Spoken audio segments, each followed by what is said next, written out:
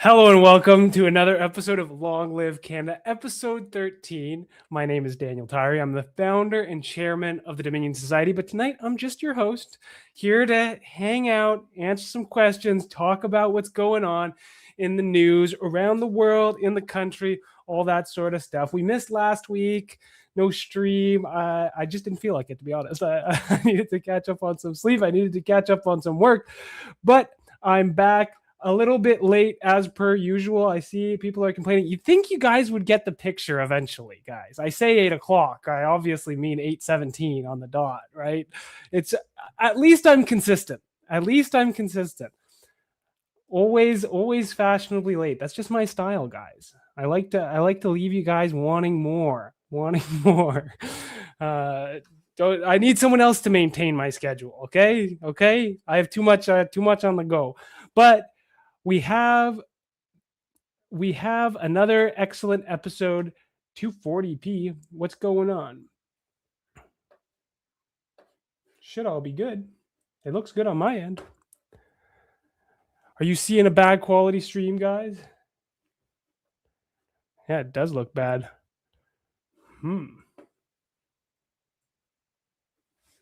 Let's see if we can let's do some troubleshooting, lads. Some boomer tech.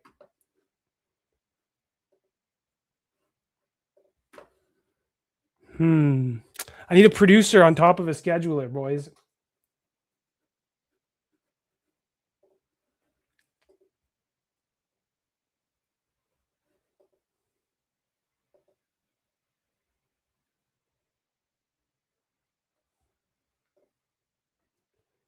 Is that better? Come on, we're all wired in, guys. It's not my internet.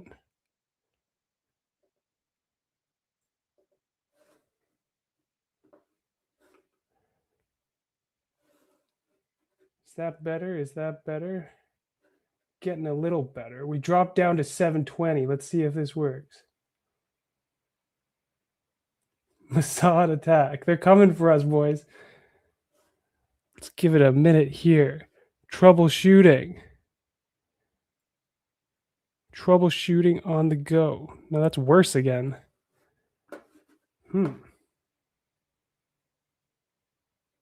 CSIS jamming our signals? We've become too powerful, guys. We can't even have a nice little schmooge stream anymore.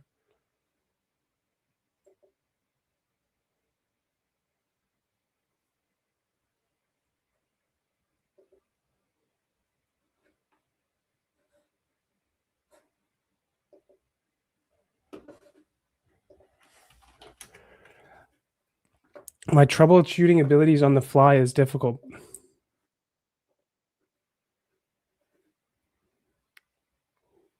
What?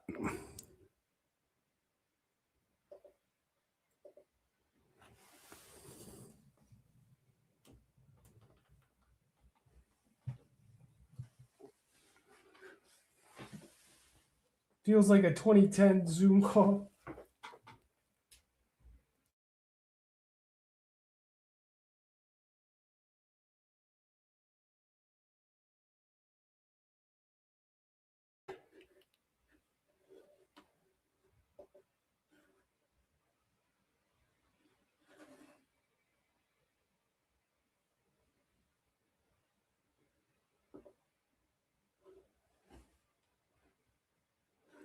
How's that? Is this? No.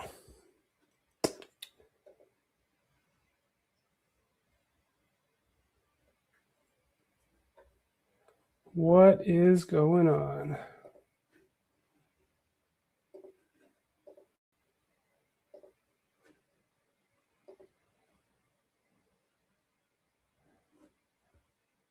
I think we got it now. I think we got it. I think we're looking good.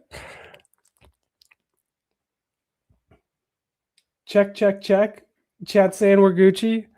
Okay, I don't know why switching to the Wi-Fi fixed things, but we'll go with it for today.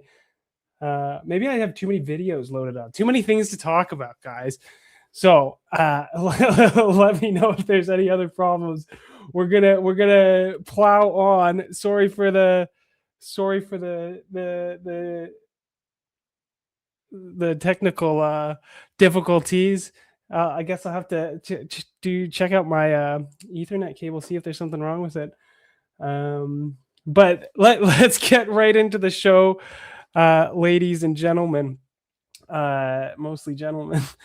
So we have some great topics ahead of us, lots to talk about today. I want to talk a bit about the Muslim call to prayer, specifically what's going on in Regina, Saskatchewan. I want to talk about left-wing terrorism becoming more and more normal in our society.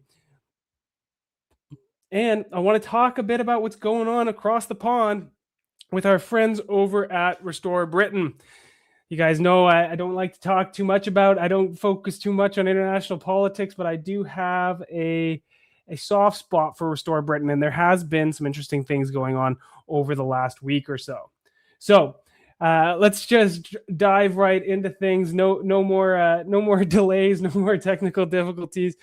The first thing I want to talk about is, as I said, the Muslim call to prayer. So you guys might have seen this the last few days. Earlier this week, there was a big story about the call to prayer in Regina, Saskatchewan. We have it here in the Toronto Sun. Muslim call to prayer rings out in downtown Regina, the capital city of Saskatchewan. The Regina city has now started the call to prayer. It's all they got the permits, guys. Now they're allowed to issue this Muslim tradition across the Regina area. We can see the video here.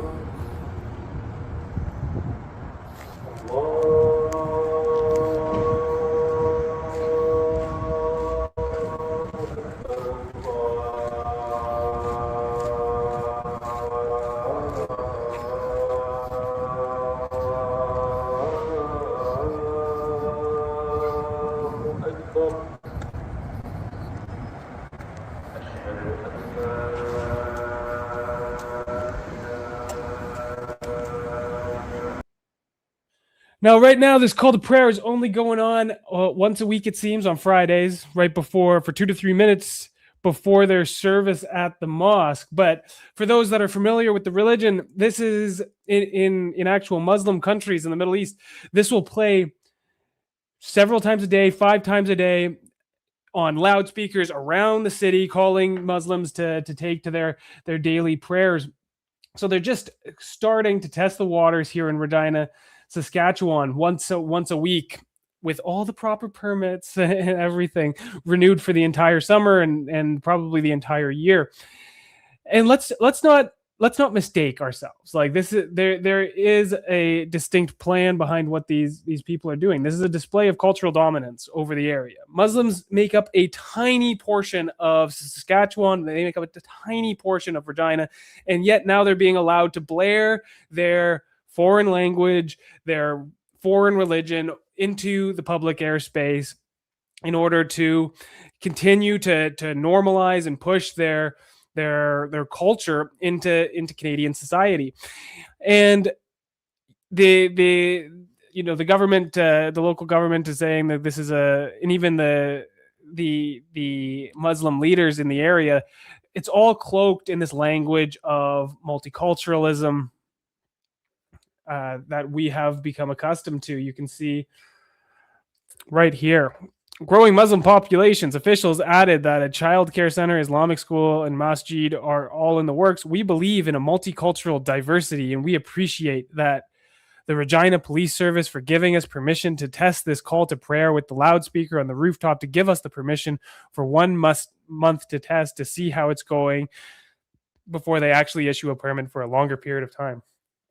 So it's all cloaked in this language of multiculturalism, which is objectively not really what Muslims believe. If we look at things around the world, if we look at things historically, like, this is an imperialist style religion that believes in cultural dominance. They don't believe, their own culture does not believe in multiculturalism, pluralism, or any of these things. They believe in spreading their own religion and converting heretics to their own cause. So once they're in our society, once they're in Western societies, they'll use that foothold. They'll use our arguments, our stated position, our laws to their own advantage, to get a foothold, to start to normalize their religion. And as they grow, they use their organization, they use their pseudo political, pseudo religious organization in order to get control over complete ridings and continue to push for changes. They start to normalize things like Sharia law, Sharia banking, all these things to try and push out and take advantage of less organized, more liberal Christian religions. So really, this is just the first step. This is them impose, just like the giant monuments in Brampton of foreign gods. This is their effort to impose their culture on our country. And we have conservative influencers, conservative pundits being like, I don't see the problem. I don't see the problem. People like Rupa Subramanyam. So we see this statement here from the Regina Police, basically threatening anyone who complains with hate crimes. Regina Police Services (RPS) is aware of a public discussion around the permit issued to the RPS by the RPS to a local faith group to amplify their call to prayer via their downtown rooftop speaker. The call lasts approximately 3 minutes and takes place over noon hour on Fridays. In this case, based on our information to the RPS, the request falls within the bylaw requirements. The current time, the Regina Police is aware of threats being made in relation to this practice, and in response, an enhanced police presence will be visible around Muslim places of gathering. Threats will be taken seriously and investigated under enhanced Canadian hate crime legislation. So they're already, anyone that complains about this, anyone that doesn't want to see this in their neighborhood, in their society, anyone that might be pushing back on this in any real way, maybe people go out to protest this or whatnot. No, the Regina Police Service is not on your side. They will be wielding new hate crime legislation against you. It's okay when the Muslims try and come in and enforce their cultural dominance, but if you try and push back and say that Canadian culture is try and enforce Canadian cultural standards, then no, the full strength of the law will be used against you to silence you and push you out. So you have conservative pundits, conservative, right? These people are really right liberals, not conservatives in any good sense of the word. Like Rupa chiming in and saying, good call from Regina Police. I don't care much for religion, and I have plenty of criticisms of Islam, but I care deeply about religious freedoms. In a free society, people should be able to practice their faith freely. And in this case, if the call to prayer complies with local noise bylaws and other regulations, then allowing the call to prayer is the right decision.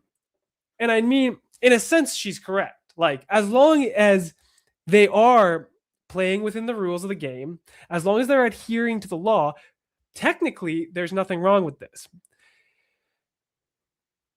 But nationalists, us people leaning right, us people who disagree with the cultural transformation of our society, we can't be taking this libertarian, liberal approach to things anymore. We can't. Well, technically, it complies to the law. Technically, they got their permit. No. We have to be pushing to transform the rules of the game. The problem is the rules are broken, and they have been broken since in and around the 1970s, after the Cultural Revolution of Pierre Trudeau, Lester Pearson, Brian Mulroney, even, that transformed Canada into this multicultural society, resulting in this multiracial society that's completely fractured. No sort of unifying culture to rally around for cultural stability. No. Now, in this day and age, we have to be pushing to change the rules of the game. I don't care if it's adhering to local bylaws. I don't care that bylaws are wrong. The bylaws must be changed. We must have cultural standards in this country, or else it's going to factionalize, it's going to balkanize, and things are going to fall apart. We don't want to live in a foreign country. We want to live in Canada. We don't want our society to transform into the Middle East. We don't want it to transform into a third world country. We want to have the country we were born into, the country we inherited, and we want to be able to pass that country onto our children and grandchildren. So no, it's not about whether it complies with the bylaws. It's not about what the police says. It's about how we want our society to be. Do we want our society to be one where there is Muslim calls to prayer in foreign languages 5 times a day? Yes, sure. Now it's just once a week, but what's it going to be, after this trial period? All of a sudden it's once a day. Then it's twice a day. Then it's 5 times a day. And all of a sudden you're living in a Muslim country. If I wanted to live in a Muslim country, I'd get on a plane and I'd go to live in one of the many Muslim countries around the world where they are super majorities, where they enforce their religious laws on everyone. I want to live in Canada. And as such, we need to take a page out of these Muslim countries' books and enforce our own cultural standards. If they don't want to live here, if they want to live with their foreign religion, with their foreign culture, they can live in their foreign country. We need to put our feet down. It's not good enough that it's like, technically they're abiding by the laws. Not good enough. We have a way of doing things in Canada. We have a culture. We have a great culture, and that's why so many people want to come here. And if we just bend over backwards for everyone and allow all these people to push us around and transform our country, it's going to continue to get worse and worse and worse. And then no one will want to live here. So it's time to put our foot down. I know people might be like, you're overreacting. This is just a once a week thing in one city across the entire country. We have to stamp this out because it's the attitude behind it, right? It's the multiculturalist rhetoric that these Muslim groups are taking advantage of in order to advance their cause, even though they don't really believe in it. It's the weak conservative, right liberal conservative pundits who say, well, technically this is all right because we should have religious freedoms. No. We should enforce our way of living and maintain that for the future. It's all these attitudes that's just going to allow for a more pervasive transformation of our society. And we don't have time for this, right? We are losing our demographic security. Our country is transforming very rapidly. And unless we start pushing back on every little thing, unless we stop giving them an inch at every moment, we're going to lose our country. So this is a concerning trend. It's an unacceptable cultural practice in Canada, and we have to start putting our foot down. Like, Canada is a Christian, secular country. We have religious norms. We have religious standards. If you want to come here, you need to assimilate into our country. You need to merge into our society. You can't come here with your foreign cultures, your foreign religions, your foreign languages, and transform our society into something completely different. If you want to live with your culture, stay home or go home. Either way. So that's what I have to say about that. Very simple, very simple. The next thing I want to talk about this week is the increasing trend of left-wing terrorism in Canada, around the world. You see that? I remembered my water this time, guys. I won't have to just run out of speaking capabilities halfway through the stream. I'm doing better this time. We had technical difficulties at the start, but I remember my sparkling water. You can't have a stream where just everything goes right, guys. Something has to go wrong at every stage. You can't have a perfect stream. That's just not how it works. It's just not how it works. Yeah. Let's talk. I do want to talk about left-wing terrorism. Before we get into that, I think we need to touch on the big story of the week. I don't want to talk too much about this, to be honest, but the big act of terrorism, the big act of violence this week was the shooting in downtown Montreal. Now, this, to be honest, I haven't been following it super closely. I'm obsessed with one topic, and this is not really relevant to that one topic. So I didn't do a deep dive into it or anything, if I'm being totally honest with you guys. But it's just too absurd not to talk about a little bit, right? It's just such a bizarre situation. You have incel mass shooter in downtown Montreal at Pornhub HQ, multiple people killed. A woman police officer kills a civilian who happens to be a rabbi, and it's all done with an SKS, which is probably the most common long gun in this country that's not been tried, that the government hasn't yet tried to ban or buy back or whatnot. It is just an absurd mix of factors that, to be honest, is a kind of conspiracy theorist wet dream. So I don't want to dive too far into this. What I did find interesting was the media on all sides, whether it's the alternative media, the right-wing media, the left-wing media, all jump to try and label the shooter as far left, far right. Where does the shooter actually stand? Immediately at the gate, you got CBC and all the mainstream leftist kind of rags come out and say he's a far right incel. It's about white supremacy, anti-woman, all this stuff. And then you get the National Post, you get Rebel News all coming out being like, actually, he's a far left communist. So you get both sides pointing fingers at each other, saying he's far left, he's far right. Where does he actually stand? I just thought it was just ridiculous. You get the National Post. Montreal shooter was actually a revolutionary communist. And as I said, I haven't done a deep dive. There was a 104-page manifesto. I haven't gone through it. But it seems like this guy was all over the map. I don't think you can neatly put him in either bucket. He seems to he explicitly criticized people on both the right and the left for different reasons. He criticized the unfettered capitalism and degeneracy of the right. He criticized feminism, open borders, migration, and so on the left. He explicitly attacked both parties in an elite benefiting from the chaos caused by both of them, with a big commentary on modern dating, pornography, and elite capitalism, and then ultimately advanced a sort of totalitarian view of society that was transhumanist in character, anti-feminist, kind of all over the map. So I don't even think he's worth considering in this larger conversation on left-wing terrorism.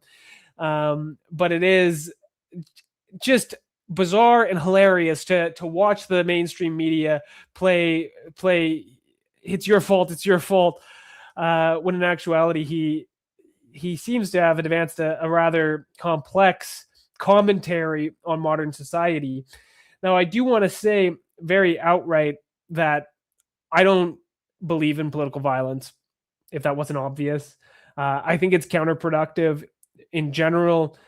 If you have good ideas, you want to get eyeballs on it. I do think that violence at any level undermines your political positions. While it might bring short-term attention to things, it does undermine any sort of serious ideas or commentary that you might have. And ultimately, it leads to further crackdowns on the state, disenfranchisement of more moderate positions. So I think any points that he might have had, regardless of the substance behind them, could have gone so much further if he would have advanced them in a more productive way. At the end of the day, this is a mentally unwell person resorting to violence, largely in an effort probably to commit suicide. So I do want to explicitly condemn any sort of political violence. I don't think it's productive. I think that there are more effective ways to advance a political message within our society, and that's exactly what we're doing day in and day out. But I also just need to criticize the media coverage on this, on both sides, which I think is generally counterproductive. A big thank you for the super chat from at David John AR. Is there risk joining DomSoc as a uni student? Are there lots of students in DomSoc? I fear being expelled for extremist affiliations. There are lots of students in the Dominion Society. We've never had any students get penalized in any way for their affiliation with us. There's lots of students in the organization. We're very careful about data security. I can appreciate your concerns, but based on experiences, they're not particularly warranted. So we would welcome you into our organization, David. Now, I do want to. Now, the actual thing that I wanted to focus on, though, is the rise in left-wing terrorism. And what inspired me to talk about this was what happened to my friend Alexander Cormier Denis last night in Montreal as well. So you guys may have seen this. Alexandre is a nationalist commentator, a right nationalist commentator in Quebec. He runs a podcast. He has a small fraternal organization. I'm not completely sure what the details is. But last night, as they celebrated Quebec's national holiday, the Saint Jean Baptiste Day, his party was, they tried to get it swatted, and then his car was firebombed. His car was firebombed and destroyed in a residential neighborhood. Anti-fascist terrorism. The Antifas have just burned my car in Quebec while I was holding an event for Canada Day. Or I guess this was in Quebec City, not in Montreal. A criminal investigation is underway. These scoundrels will have to pay for their terrorist acts. Just absolutely absurd. And all the while, all you hear from the government and the police and CSIS all the time is the fear of white nationalist hate, of internet ideologically motivated extremists from incels or the far right, the boogeyman of the far right. You have CBC perpetually investigating, stalking guys in Second Sons and active clubs for working out together in parks. Meanwhile, Antifa is firebombing vehicles. We're organizing DomCon in the Hamilton area coming up later this summer, and you have not-for-profits, the mainstream media, local politicians all working in tandem in order to shut down our event because of the threats of the far right, of Canadian nationalists. Meanwhile, leftists constantly engage in terrorism. We have to understand what exactly terrorism is, right? It's not just violence, which is definitely the most heinous version of terrorism, but it is foundationally striking terror into your opponents, be it ethnic, ideological, political, religious. It doesn't matter. And we see Antifa constantly engage in all sorts of terror attacks, whether it be violence or whether it just be doxing campaigns to try and get people fired, kicked out of school, all these things. The drive behind these things, to get venues to cancel on us, all these things, the drive behind these things is to inspire terror in their political opponents, right? It's not just to make it more difficult for us to organize. It's not just to shut down our events. It's to create a culture where people on the right, where nationalists are too scared to get involved in organizations. Just like the super chat there, David was asking right there. He is terrified to join our organization because he's worried that Antifa might dox him and get him thrown out of school. And that's because they engage in political terrorism in order to achieve these ends and in order to create a climate not of debate, conversation, ideas, what's best for society. No, they just disagree with us, so they smear us, they dehumanize us, they try and scare people away from attending events, hosting events, joining productive political organizations like the Dominion Society, right? We are not the violent ones here. The government, the mainstream media, they try and frame us as dangerous extremists when really we're just peaceful political advocates. We have a different view of society. We think they're wrong about almost everything. We have a different view of society. We want to transform our culture, our country through activism, through distributing literature, through spreading our ideas online, through writing comprehensive policy papers, by creating a localized culture of activism and community around a shared set of ideas, a vision for the future. And they go out of their way to use government-funded not-for-profits, government-funded media, the government, municipal governments, in order to smear us, delegitimize us, and try and make it impossible for us to engage in this peaceful political activism. And the ironic thing is, the more they attack legitimate political actors like us, the more they're actually going to push people towards more and more radical options. You might have scare away the moderates from engaging and keep them at home, but the other people that you're denying a productive channel to engage in the political process, those people are just going to turn to more extreme options, right? So the ironic thing is, through their political terrorism, they polarize and radicalize society and make it more dangerous and violent, while people like me, while the Dominion Society tries to put forward a clear political vision and an effective tactic in order to advance policy in what we believe is the right way, in what I think most Westerners who are honest would agree is the right way. So it's very disturbing. It's very disturbing. I hope to see the full force of the law come down on these people, but you have to consider what would be the equivalent reaction if Rachel Gilmore's car got firebombed, if some mainstream left-wing journalist, if their vehicle got set on fire. What would be the response, right? You'd see Mark Carney out the next day saying right-wing terrorism, ideologically motivated violent extremism, all these buzzwords. You'd see a massive task force from CSIS trying to crack down on these things. You'd see CBC running investigative reports. You'd see such a massive reaction. Did you see anyone talk about Alexander Cormier-Denis's case today? Very little mainstream coverage. You probably wouldn't even know about it unless you follow me on Twitter, unless you're watching right now. So this is like, that's the difference, right?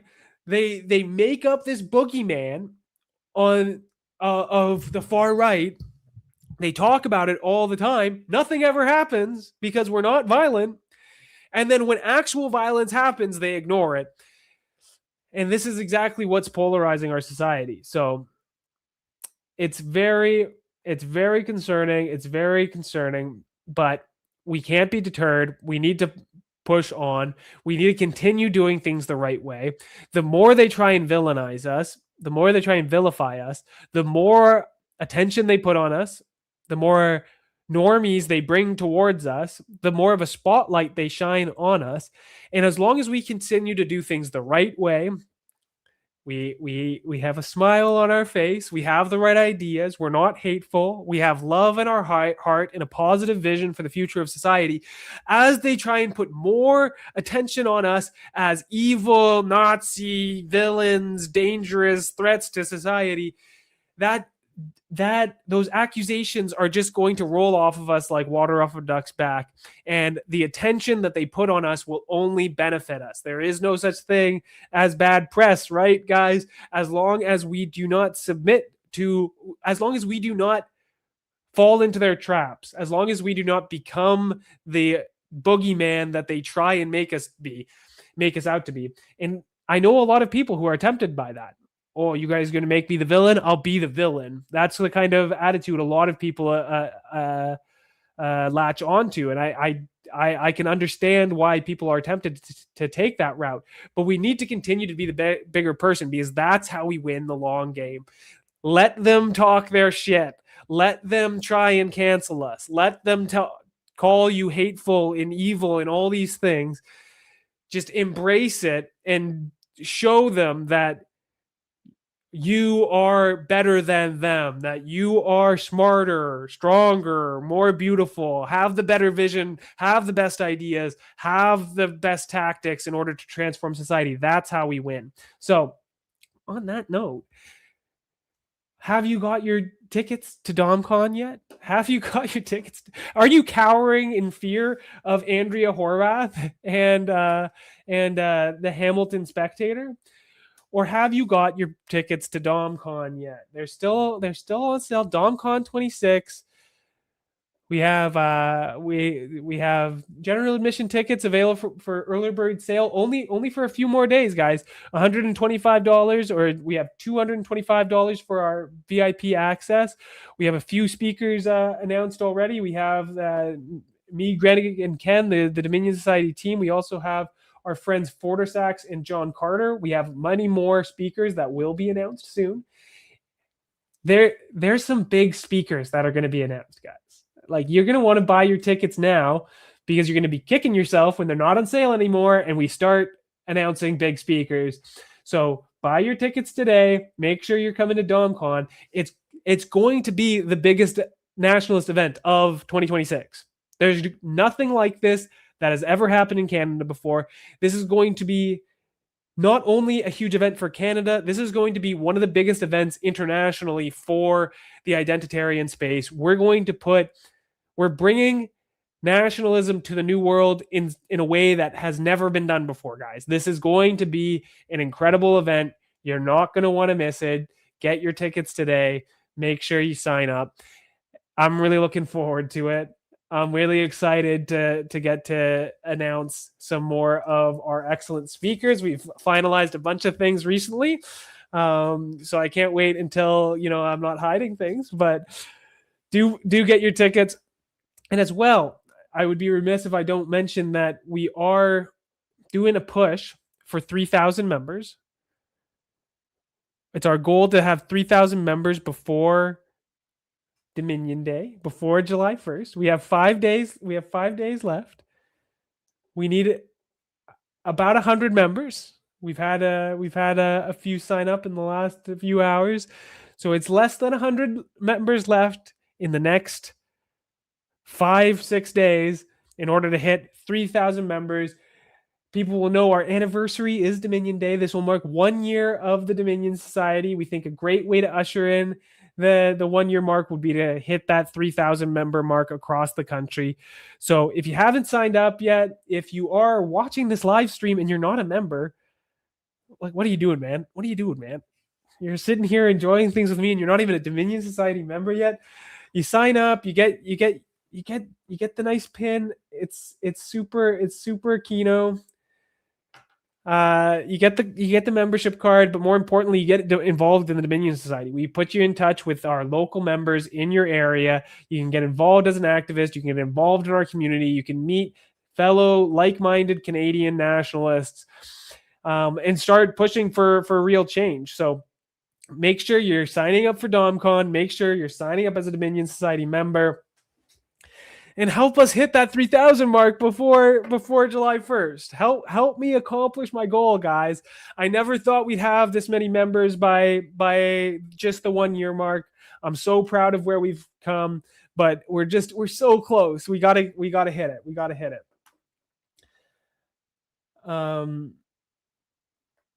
Excellent. This guy has his VIP ticket. Just incredible. He has his VIP ticket. Thank you. I'm looking forward to meet you. It's $125. Yeah. That's like to put on a big. We're not even going to make that much money off the event, guys. It's all getting reinvested into the event, hosting the best event possible. These things are not cheap. They're not cheap.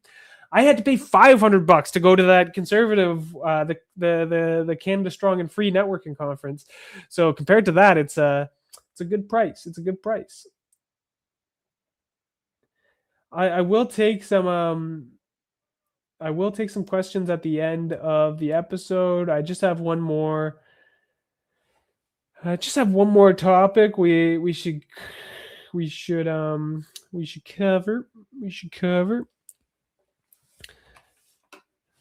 But what do you guys think? Who else has their tickets to DomCon? Anime for propaganda, hit or miss? I don't know. There could be an audience for everything, guys. I'm not a. I'll try anything once. I'll try anything once. We got a super sticker from Jim the Crazy. Thank you for the super chat, $3.99. I appreciate it. I'm sorry. I'll get back to you. I promise. So there's a big stack of emails that I have to get back to. I answer most of those personally myself, guys, and I have a lot going on. I'm sorry if there's been any delays, but I will get back to you.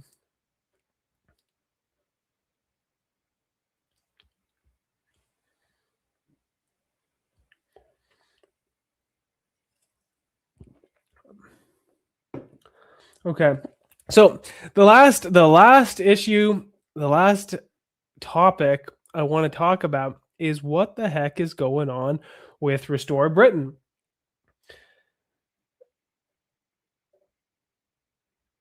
What the heck is going on with Restore Britain? So you guys know me. I try and stay focused on Canada. I don't watch much international politics. I'm not a big geopolitics guy, but I am a big fan of Restore Britain. I do think what's going on over there is important for global politics, is important for our movement here in Canada. I've said before, when I was designing the Dominion Society, the concept behind it, our ideas, our policy platform, I did take a lot of inspiration from Restore Britain, who at the time had just recently launched and wasn't a political party yet, right? They were just a movement very similar to what we were doing, what we were planning for the Dominion Society. So I have found them to be very inspiring, and as they've shifted into a political party, I think they're important to watch to understand the kind of pitfalls that we will encounter as Canadian nationalism moves from a sort of meta-political movement into a more political movement. So it's interesting to watch, and I do think that their success or lack thereof will have a big ripple effect around the Anglosphere, especially on countries like Canada. So it's very important how they handle things. The more successful they can be, the more of a sort of the more they could have an impact on Canadian society and set us up for similar successes here in Canadian politics. Because as you know, Canada tends to lag behind what's going on in Europe, what's going on in the United States. So if we can watch what they're doing, it'll come here in the near future, and we'll be more ready if we understand what's going on. So that's why I pay so much attention to Restore Britain. I like the guys inside. I like what I've been seeing from them. And I do think that they handled things very well in the early days, starting as a movement, the timing of transforming into a political party, the early days of the political party. But I do think more recently that they have been stumbling a little bit. They've been making some mistakes. For example, I thought what they did for the council elections, only running a very select slate of candidates in Great Yarmouth, where they had full control of things, where they were most confident they could win, instead of stretching themselves so thinly across the country, focusing on this one area and then eventually sweeping it. I thought that was a really good decision. Now, since then, it seems that they got a little bit overconfident, and I'm very concerned that it's starting to turn into a bit of a snowball. So for those that haven't been following, I'll give you the background. Right after the council elections, shortly after, a by-election was called because a Labour MP, who is the equivalent of the left-wing Liberal Party, stepped down in order to allow the mayor of Manchester, Andy Burnham, to run for an MP, a seat in the House of Commons, in order to make an effort to take down Keir Starmer, who is the current prime minister, or until the other day. Andy Burnham was seen as one of the only kind of Labour affiliated politicians that could challenge for the leadership of the Labour Party. So one of their MPs stepped down to allow for a by-election in order for him to get elected. Now, this was a pretty safe left-wing Labour seat, and Restore Britain made the controversial decision to try and run for this seat. And we talked about it a few weeks ago when it was first decided. I was apprehensive. I didn't have a strong stance on it. In hindsight, it's definitely looking like it was a mistake. So last Thursday was the actual election. We saw the results come in, and they weren't terrible for Restore, but they weren't great. You saw Labour. Here's the results here. You saw Labour win over 50% of the vote, and Andy Burnham was elected. You saw Nigel Farage's Reform take about 34% of the vote, underperform a little bit, and you saw Restore get just under 7% of the vote with 3,000 votes. Now, the positive take is, they beat the Conservatives, the Greens, the Lib Dems. They beat a bunch of more established parties to come in third, but they only came in third. And there was talk inside the party of them polling as high as 20%. And this is another reason why this Restore stuff feels so personal to me, because there's so many parallels between Restore and the PPC. And it reminds me, it gives me PTSD. It gives me bad flashbacks of mistakes and issues within the PPC. And I'll make these comparisons a few times throughout this segment. But people had very high expectations. There was rumors of them getting as high as 20%. They end up getting 7%, which is pretty good for a party that's only 4 months old, which is pretty good compared to the other parties that got less than them. But it's bad compared to the momentum that they were generating, the expectations that people had on the ground. And this is a common problem, and it's something that they need to learn from, because we had this issue all the time in the PPC. Our poll results were always higher than our election results, because there's two main issues. You get people committing their support, but then having cold feet at the last moment, getting concerned about the vote split, and going back to the more mainstream party, in this case, Reform.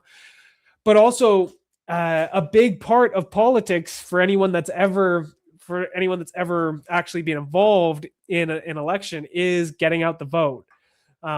So really, when you get people knocking on doors during elections and stuff, the purpose of that is not generally to convince voters to vote for you. It's to find who your voters are, which houses are your supporters, so that on election day you can follow up with those houses, either in person or with literature or whatnot, to remind them to actually vote. Because most people are pretty unplugged, and they might just forget to vote if they're not driven to the polling station, if they're not reminded which day, where to vote, all these things.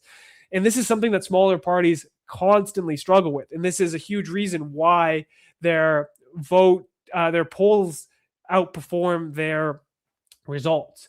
So this is a very tangible thing that Restore needs to take into account. They had armies of people coming to canvass for them, but did they have the same infrastructure on election day to make sure that their supporters were actually getting to the polling stations and voting? This is a big problem with small fringe political parties. That infrastructure just lags behind. It takes a lot of training, experience, systems, technology systems, and all these things in order to make for a streamlined process, in order to ensure that your voters actually vote. And this is a big challenge. It's a big challenge. I know it's kind of boring, but it is the reality of things. And it is borne out there in their results. So a poor result. And then you've had a string of gaffes subsequently. So the thing with elections are they make supporters kind of put aside all the little things that they uh, might have, all the little problems that they might have with the party. No, we just have to get behind them. We have to circle the wagons and deal with this election. But then as soon as an election ends, especially when you underperform, that's when people start getting more critical. That's when the pressure ramps up. That's when people get more apprehensive about giving their time, their money, all these things to a political party, until these kind of questions are answered. And there has been a number of kind of gaffes in the wake. The one thing I will say, the one piece of advice I would give to Restore Britain, based on my experience with the PPC, with a similar fringe, small, dissident right political party, would be, don't get sucked into running in every election. And this can be for the Makerfield by-election. Now, since Andy Burnham stepped down as mayor of Manchester to run, now there's a vacancy for the mayoral spot. There's going to be another election in Manchester, and off the back of this failure, Restore has already announced that they're going to run another candidate in the Manchester mayoral election. And while, like, I was on the inside of the PPC, we fell into a very similar trap where we kept running in every single by-election. We ran a campaign in the Alberta Senate elections after the 2021 election. It was just this constant chain of elections because it was the 2019 election. Then we jumped into the 2020 York Centre by-elections. Then we jumped into the 2021 election, and then there was the Alberta Senate election, and then there was the by-elections in 2023. And it was just a constant cycle of elections. And like, while it seems like a good idea at the time, it's like, oh, there's an election. This is what parties do. You should just run a candidate. It won't be that much effort. It's just a month or two. But it ends up either you don't dedicate these fringe parties, they have small staffs, right? We were in the PPC, we were a team of 3, 5, less than 10 people at any different stage. I assume it's similar in Restore Britain. And you end up in a kind of situation where it's like, either your staff focus on managing the party and the candidates run the by-elections, and then you don't perform very well, or the staff gets very actively involved, you put a bunch of things on hold, and then you perform a bit better. But then if you don't win, then it doesn't really matter. So you end up in this cycle where you're just running in every election, not performing well. In the PPC's case, losing a bunch of elections.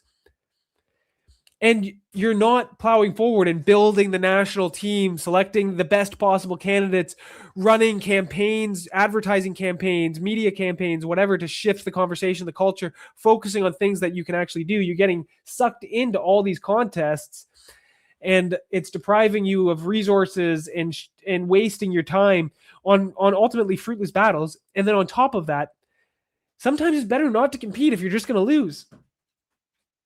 It might be hard to hear because, like, there is reasons on the other side. You know, you're training your volunteers, you're testing yourselves in by-elections. Maybe you're testing systems for things like Get Out the Vote, like I was mentioning earlier. But the thing is, political parties, politicians, you have to win. That's what, and people want, the average voter, they want to support winners. And the thing is, if you just lose elections, lose, even if you're getting better and little things are happening, you just become the losers at one point. And that's what really happened to the PPC. At this point, even if the PPC was doing things well, which they're not anymore, at some point you've lost so many elections that you just become the loser party. And then no one wants to support the loser party. So even if you're doing things better, you have better policy, you have better systems, you have better candidates, you're still the losers. So if I was giving those guys in Restore advice, and I'd be happy to give a consultation, not to toot my own horn. It's just, I have very unique experience that's very relevant to what they're doing. I have experienced all the possible failures that they could encounter. I can tell you what not to do. Maybe don't take my advice on what to do, but definitely I can give you the advice on what not to do. And what I would say is, Don't get sucked into running every election. You're playing into other people's hands. Keep your long-term vision. One of the great things that was in there in Rupert's first announcement video was he flagged the problem that there's too much short-term thinking. We're thinking in terms of days and months and election cycles when we should be thinking in generations like they do on the farm. And I think you need to take that attitude to how they design the party, because I see a lot of short-term thinking here. Oh, here's an opportunity. Oh, here's an opportunity. We can run an election. Oh, maybe we can win. Maybe we can get more momentum. When really they should be thinking in towards 2029. What are the macro objectives in order to get there? And how does running in a by-election that they're probably not going to win in 2026 set them up for a big result in 2029? It doesn't. It really doesn't. So I would recommend they take a step back, not run in every single election, and try and do bigger things. And also just to embrace their position as a sort of still as a cultural movement, have this long-term thinking. Don't be so obsessed with winning everything in 2029. That's so unlikely. It's so unlikely. They should be focused on something more reasonable, electing a few seats, focusing on making sure Rupert is reelected, feeding the meta-political ecosystem, whether that be the activist circuit, whether that be the media circuit, whether that be the general culture. Like the things like the rape gang report that they released last week is excellent. They should go further on that. They should turn that into a documentary, create the cultural pressure for which will create the conditions where they would succeed.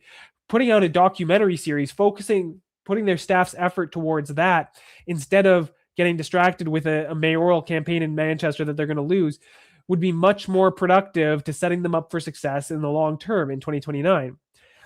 And again, there's the other piece of advice. The one other piece of advice: don't get too cocky in Rupert's seat. That was a big mistake that we made back in 2019 in the PPC. And I was involved there in the staff in 2019. We took for granted Max winning his seat in Beauce. He was a very popular politician at the time. But we should have taken it more seriously. There were signs that he could have lost that seat, specifically during the 2017 leadership race for the Conservative Party of Canada. The way the election is done is it's done by ridings between the leadership candidates. And Max actually lost his riding during the leadership contest when he just narrowly lost the overall result. He couldn't even win his riding in that internal party election. So there was signs that he could have lost, but the staff at PPCHQ in 2019, we were very disconnected from the local campaign. They told us, well, one, it was a very French-speaking local team with a very English-speaking national team, so we were disconnected from that. We didn't communicate with them very much. It was kind of like we communicated with Max communicated with his local team. We were told they've won elections before, we can trust them, things are going fine. And then ultimately Max lost by a few percent. And then it was so in the years afterwards, we were just playing catch up. We were playing from behind and it was getting worse and worse. So I do think they have a strong position in Great Yarmouth, but do not take that for granted. Make sure Rupert keeps his seat in the 2029 election. That's the top priority, not trying to win a majority government. Make sure you retain your seat, maybe elect a few more while creating the cultural conditions to create a long-term movement that can succeed in the future. Even if Reform gets into power, they will disappoint. That's when you can grow into your position. So please learn from our mistakes. Please learn from our mistakes. There is an example in Canada that you can learn from and do better than. And that is the PPC. So that's my unsolicited advice. My unsolicited advice to restore Britain. Focus on the culture. Don't get sucked into too many elections. Don't take Great Yarmouth for granted. And I mean, in hindsight, running in this Makerfield by-election was a big mistake. It was a mistake, and I think it would have been better to focus on what you just accomplished in Great Yarmouth. Instead of trying to win another election and try and generate momentum, use your control over the council and start delivering. Start using that as a test case. This is what we can do when we have power. Just start making Great Yarmouth better in every way that you can, instead of running an election that you were never going to win. Like, that's a better way of using momentum. Use the leverage that you have, the power that you have, to make a test case to advance the cause, while playing the air war, the media war, like I suggested, making a documentary, expanding this rape gang inquiry into a media project that they're getting a media blackout. So go directly to the people and continue to promote it that way. And again, create the conditions where either reform needs to react and start doing better on the migration related to these rape gangs, the deportations necessary to protect Britons from these rape gangs. That's the pressure that you can exert on them. You have to play, even though you're a political party, you're so small, you have to create the conditions for you to succeed, even if that means it benefits reform because they pivot to take advantage of the space. That's still a success. You need to be playing the long game. So with that out of the way, with the commentary out of the way on Makerfield, I do want to dive into some of the public gaffes that we've seen since the election. Now, the big thing that gives me PTSD about Restore is the disconnect between the staff and the leader. And this is so relatable for me because it's exactly what happened to me in the PPC. We had a young Zoomer staff who was very more radical nationalist in bent, including myself. But the party was led by Maxime Bernier, who's very libertarian, who's very Thatcherite, who's a boomer, and all these things. And while Max was definitely on side on many issues, on immigration and so on, there was a disconnect in these foundational philosophies, which led to all these problems. And as well, he was not as focused on immigration or cultural issues. So when you had him during media interviews, he'd pivot. Even when he was getting questions about immigration and stuff, he was clearly uncomfortable with it. He'd give a basic answer and he'd try and pivot back to economic issues, which is always what drove Max into politics. That is him being his authentic self. It's just he was disconnected from the staff and the base of the party. And I see that often with Rupert. There's a lot I like about Rupert. He's got aura. He's got gravitas. He's got a great CV. He's elected. There's a lot to like about Rupert that sets him apart. That are big assets to the younger guys in the movement at large. But it's clear that when he's on an unscripted interview, that when he's scripted, they get him saying the most base stuff that he's comfortable saying. And when he's unscripted, he uncomfortably pivots back to Thatcherite post-war liberalism. That's ultimately the problem. Are you and Angloid buddies? Yeah, well, I mean, we're not super close. We met during the Remigration Summit. He's a good guy. I'd call him a friend. What do you think, Angloid? Are we buddies? I gave him not one of these. I made him an honorary member of the Dominion Society. We're better than friends. He's an honorary Dominion Society member.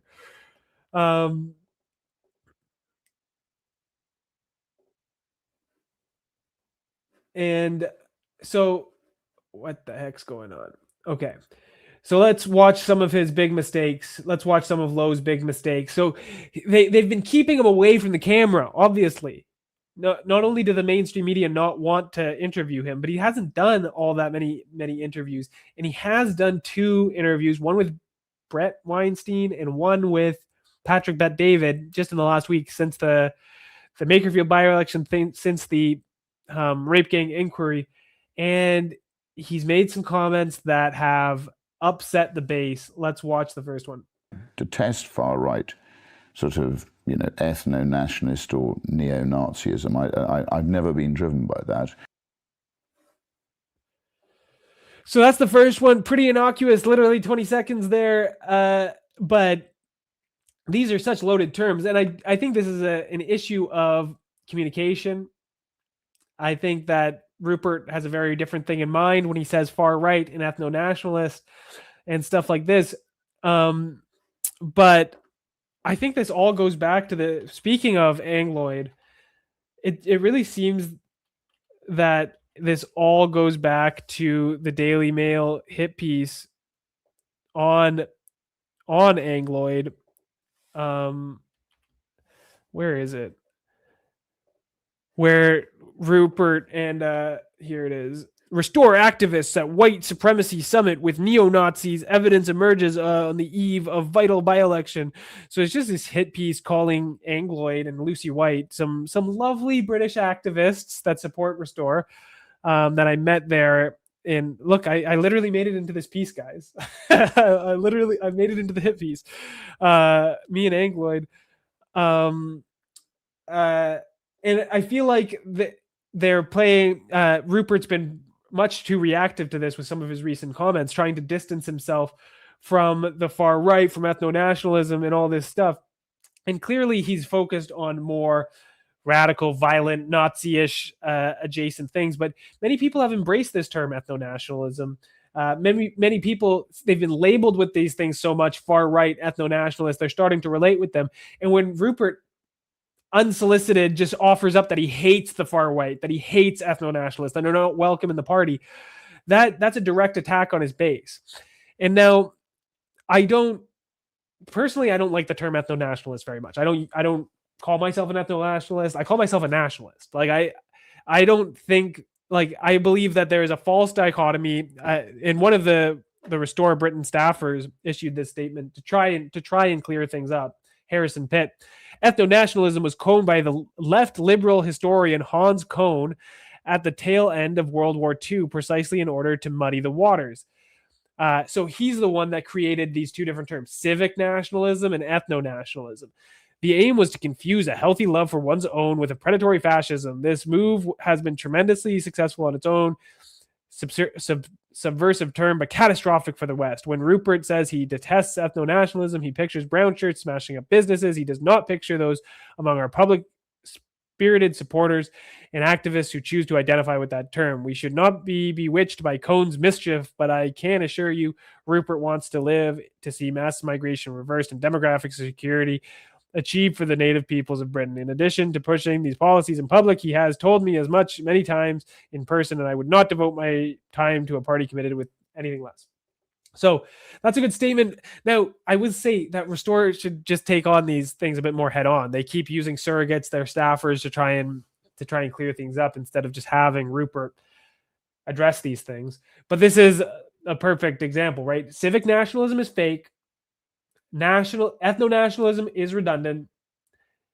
Ethnos is and nation are the same thing, right? One is the Greek, one is the Latin, but both mean, yeah, ethnos is the Greek, natio is the Latin, but both of them mean a people. And so to say ethno-nationalism is a conflation of terms, is redundant. Civic nationalism was this abstraction made to set up these multicultural, multiracial societies, which are the root problem of everything that we're going through. So that's why I don't ascribe myself an ethno-nationalist. I'm just a nationalist. I don't want to play these games either. But it's very disappointing to see Rupert, who doesn't seem to be aware of these things. And again, this is just kind of the boomer perspective on things. He's trapped in this post-war dichotomy where he thinks that the battle is between liberalism and collectivism, communism, capitalism and communism. But that's so the 60s, bro. And that's when he grew up. That's when he became a man, right? So that's when so many people's ideologies are crystallized and become more static. But the modern dichotomy is not about that. It's about globalism and nationalism. So to see him throw that under the bus has got a lot of people up in arms. And then he made another gaffe just the other day on the Patrick Bet-David show. Here it is. Muslim worship at Windsor and things. I mean, he's certainly very keen to propagate a multicultural society, which, again, I have no problem with if people integrate. And they accept the prevailing laws and culture of the people they come and live amongst. And you know, if you... So here it is again. You have him playing defense for multiculturalism. Again, he's offering up these kind of civic nationalist talking points in order to kind of reduce the criticisms from the Daily Mail article there about being neo-Nazi, ethno-nationalist, white supremacist, blah, blah, blah. They're playing this defense. And the most important thing about one of the biggest things that came out of Restore Britain was that attitude. When you're called racist, the response is I don't care. And this was revolutionary, right? For a long time, people had been like, what's the response? Do you try and explain why you're not racist? Do you just say you are racist? No, they had the perfect response. I don't care. And now all of a sudden that I don't care attitude seems to be disappearing and being replaced with, no, actually multiculturalism is fine. No, actually I'm not an ethno-nationalist. No, the response is the same to all of this. I don't care. I don't care. We're doing what's best for the British people. That's it. We're doing what's best for the Canadian people. That's it. So you have him say here, multiculturalism is fine as long as they integrate. That doesn't make sense, right? That doesn't make sense. You can't have multiculturalism and integration. They run parallel to each other. There is no intersection of that. If people are integrating, that means they are not maintaining their cultures. That means they are letting their cultures go and assimilating into a common monoculture. So to say multiculturalism is fine as long as they integrate doesn't make sense. What he actually means, obviously, is he's willing to have a multiracial society, a multi-ethnic society, as long as they assimilate into a monoculture. And that's a more reasonable position. As well, like our remigration plan at the Dominion Society is not to get rid of every single person who doesn't meet our definition of Canadian, but in order to create a situation where assimilation is not only possible but inevitable, Canadians, whatever the native people are of a country, need to remain the super majority, right? We need to be 80, 85, 90, 95% of the population. And then that's when small ethnic minorities, those guys can integrate. And maybe they can, maybe they bring talents and skills and so forth, but they have no choice but to integrate. The problem is that multiculturalism is not working, and Rupert can never be out here, or the leader of any sort of similar party cannot be giving any concessions to this. The talking point has to always be multiculturalism isn't working. It's not multiculturalism could work if. It's multiculturalism isn't working. And mass immigration is only making things worse. And Canada is the perfect example of this, right? We used to have a situation where our multiracial society worked, where everywhere was 90% white. You might have had a few families, the Chinese family that ran the Chinese food restaurant, the one black family, the Persian eye doctor and stuff. They came from their other countries, but they adopted Canadian culture. They left behind their religions. They learned the language, English or French. Maybe they changed their last names to integrate into our culture, and they had no other choice, right? There was no cultural festivals for Indians and Persians and so on. There was only the option to integrate into society. But now it's not the case. Now we have massive communities of these people that they form cultural ghettos in different cities. They've taken over entire cities, areas of Calgary, Brampton, Surrey. Now, even intergenerationally, there's no reason to assimilate. Before, it would be like, okay, maybe the parent is a bit weird, a bit foreign, but their child will be assimilated, and definitely their grandchildren. Now, even people that are here generationally don't need to assimilate. They can just live in a pocket that's basically India, where they speak foreign languages, where they eat foreign foods, where they have foreign cultural festivals. And it's only getting worse and worse and worse because of mass immigration combined with multiculturalism. And at this point, there is no enforcing integration. We literally need to reverse immigration in order to reset the situation where integration and assimilation is even possible. So I feel like his point is that he doesn't just want to deport people based on the color of their skin, which I can see the logic behind. Again, our remigration plan isn't about that either. But the talking point constantly has to be multiculturalism is not working. So these are the two gaffes that they made, big gaffes.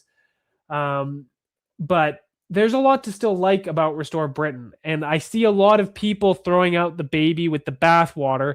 There's a lot of mistakes. We've covered them, both kind of organizational strategy, political strategy, and messaging wise. But they still have the strongest position. They're still doing things very well. They're still way far ahead of any competing party. They still have that institutional, that massive support base, that institutional strength of having a member of parliament. And there are some great young guys that are involved behind the scenes.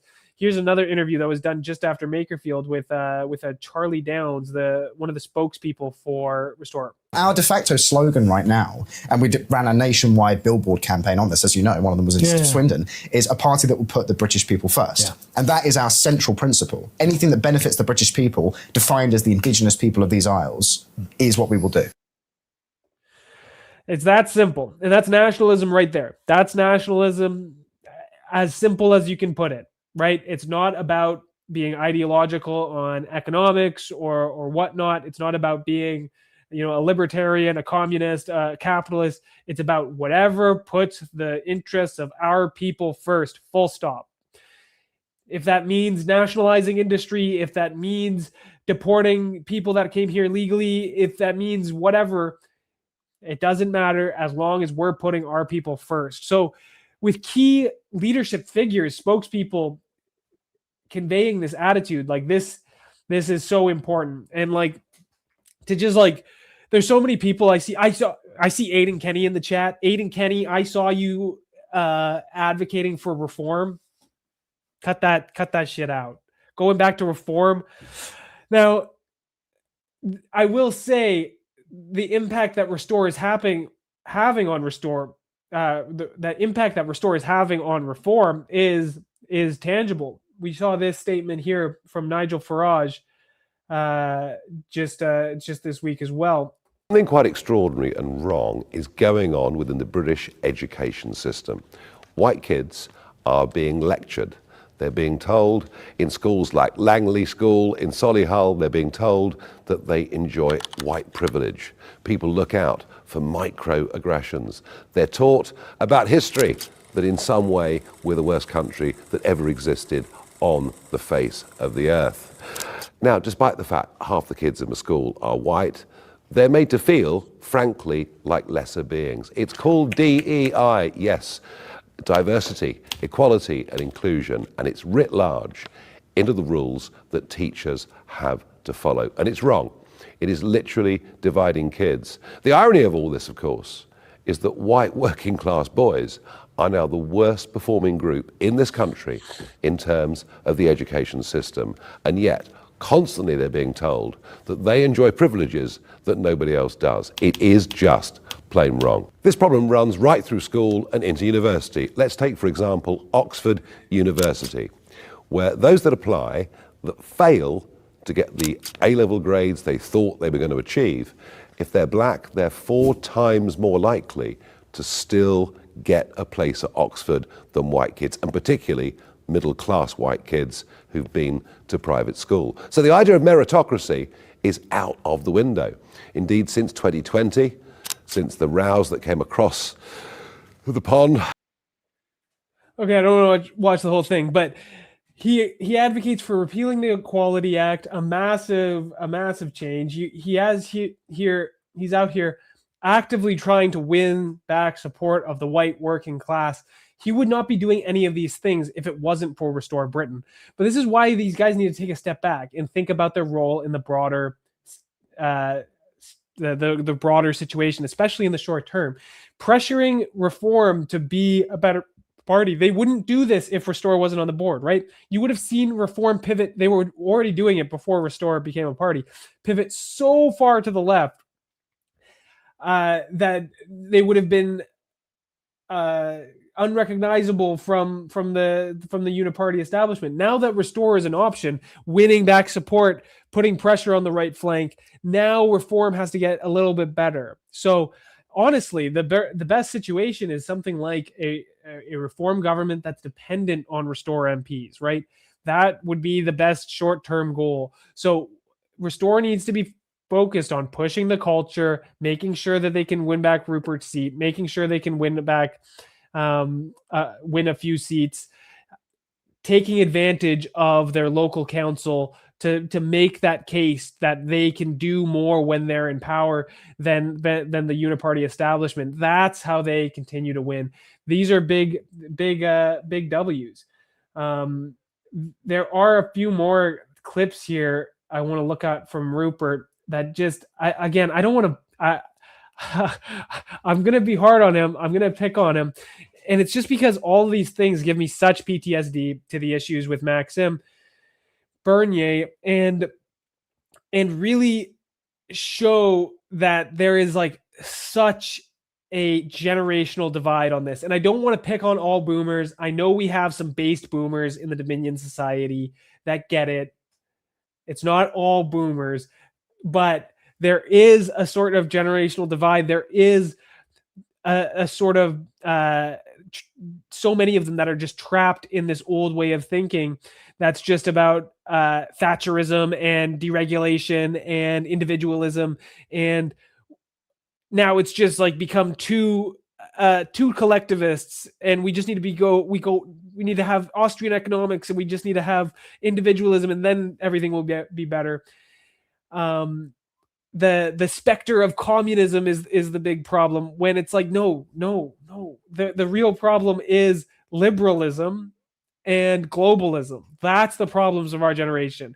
That has been the driving force that's led to predatory capitalism, that's led to multiculturalism, that's drove mass immigration to benefit big business. Like, these are the problems. So when Rupert comes out here, or Max goes out there, and they just start talking about deregulating things and stuff like this, like, it just falls on deaf ears. So there's a few different clips here. There's 2 different clips. I clipped these myself, guys, just for you guys. My friend Cunningham Bear 76 with $10. Where did you get that crest pin on your jacket?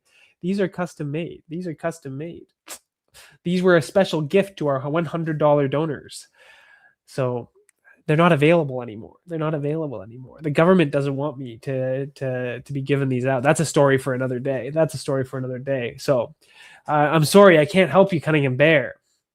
These are only for the elite. The biggest donors, the real plan trusters in the Dominion Society.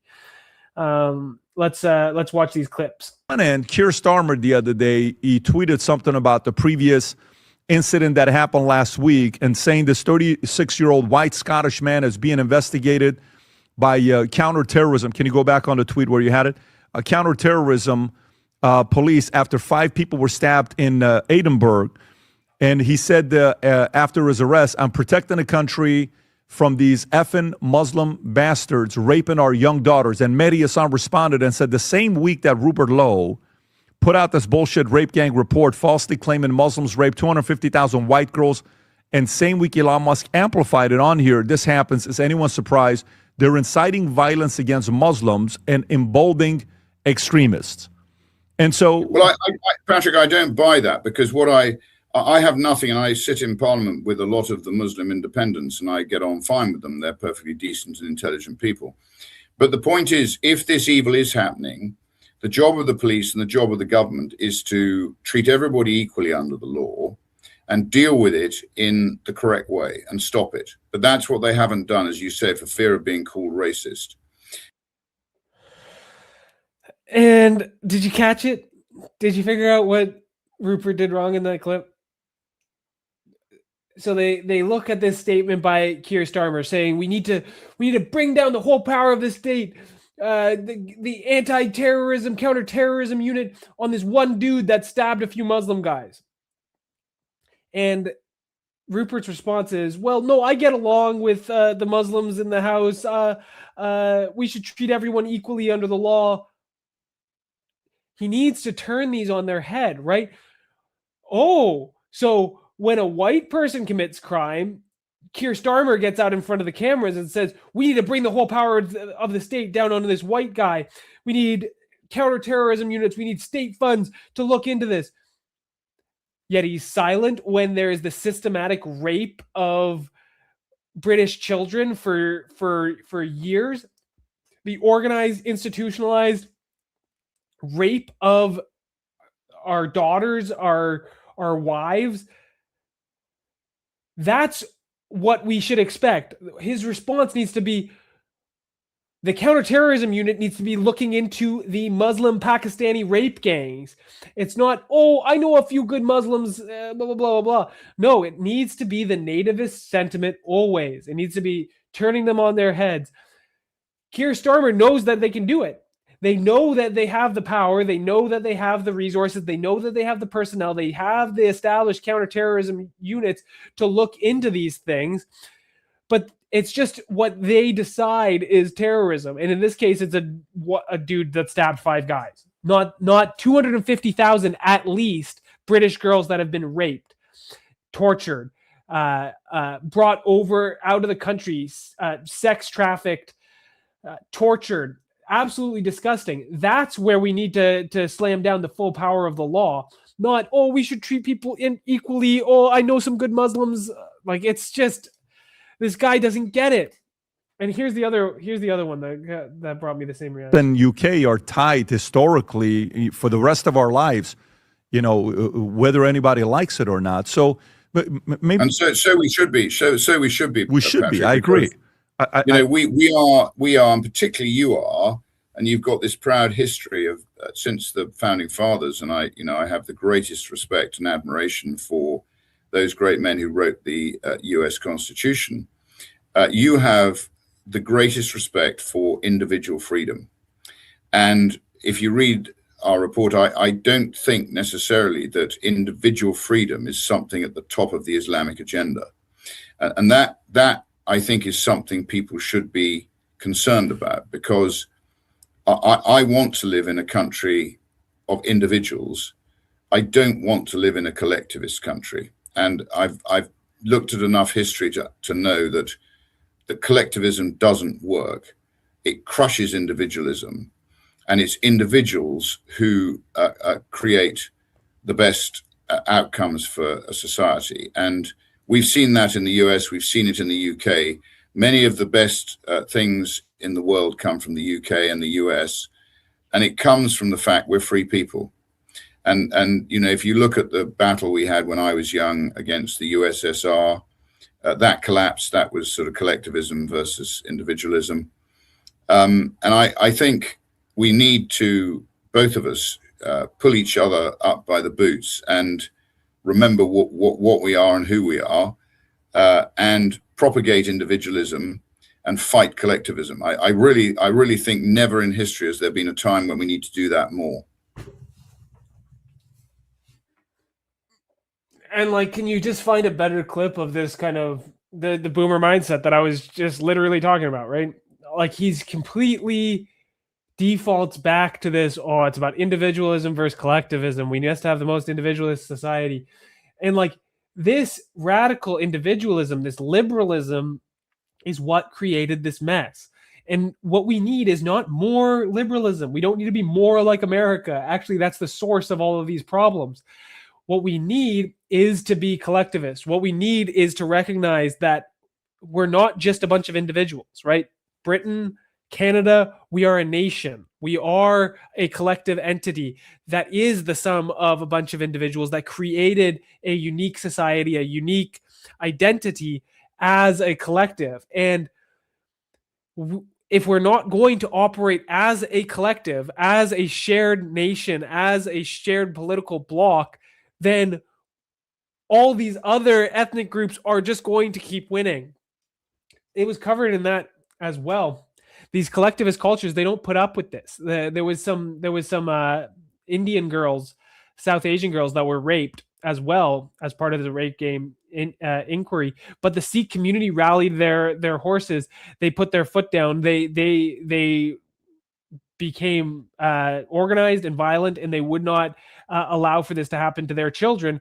And that's when it stopped. It's the white people that are acting as individuals, that are relying on the establishment, the state, to that won't collectivize in order to enforce social standards and their own identity, that are being taken advantage of by organized collectives who will take advantage of the individual in order to satisfy their disgusting sexual deviancy. What we need is not more individualism. What we need is an understanding of the nation, of the collective, and how that impacts national identity. So all these things, they just give me PTSD. It's clear that when he's scripted, they get him on the right lines. They find that this sweet spot where he's actually based and he agrees with things. But I don't think that Rupert would want to call himself even a nationalist. Maxim Bernier didn't want to call himself a nationalist. He would maybe a patriot is the best you could get him to do. He's definitely like believes in their immigration policy and all these things. They're trapped in this way of thinking where nationalism is the problem, right? Where it led to the wars, and the solution is post-war liberalism, and we just need to go back to that. And they haven't taken it the step further that actually post-war liberalism created the mess that we're in now, and we need something new to solve it. It's not about going back. It's about creating a new path forward. And it's the same thing on all this Thatcherite deregulation. Like, again, you can't be ideological like that. There are times when we need to regulate things, where we need to nationalize things, where we need to put national security first. It's not all about deregulating things. And these boomers, they just don't get it. So that's one thing that's good about the Dominion Society. We might not be as big. We might not have an elected MP on our side and all these things, but we have a young core of guys who are nationalists, who get it, who hold all the leadership and the responsibility within the party. There's clearly a lot of good young guys in the party, but my experience with that went very poorly in the PPC. It ended up with me, despite being an important figure in the party, despite being a crucial figure in the organization, the fundraising, on so many things, the messaging, I worked my way into an important position of power that I thought was unimpeachable, untouchable, that I could actually start pushing the party in the direction that it needed to go, that it objectively needed to go, not only the one that I wanted it to go in, the best direction for the party and for the country. And since it disagreed with Bernier's kind of civic nationalist, libertarian, liberal priors, it got me pushed out of the party. And while I so support the young men there that are trying to do what's best for their country and use Restore as a vehicle for that, I am a little bit paranoid that they'll suffer the same fate that I was. Now, Restore is definitely leaps and bounds ahead of anywhere the PPC ever was. These guys definitely have more notoriety, more authority than I did in the PPC. So maybe they'll be able to navigate it well. I'm happy to give them advice based on my experience, but that's what I have to say about Restore this week. What is that? An hour of spurring about Restore. I'll take some questions before we wrap up for this evening. I have no monologue for the end of the episode tonight, guys. Just give me your questions. I'll answer them, and I'll go to sleep. Who's got some questions, guys? Long live the Dominion Society of Canada. Fuck yeah, Cunningham. Fuck yeah. Maybe there is a secret pin left over for you, just for you.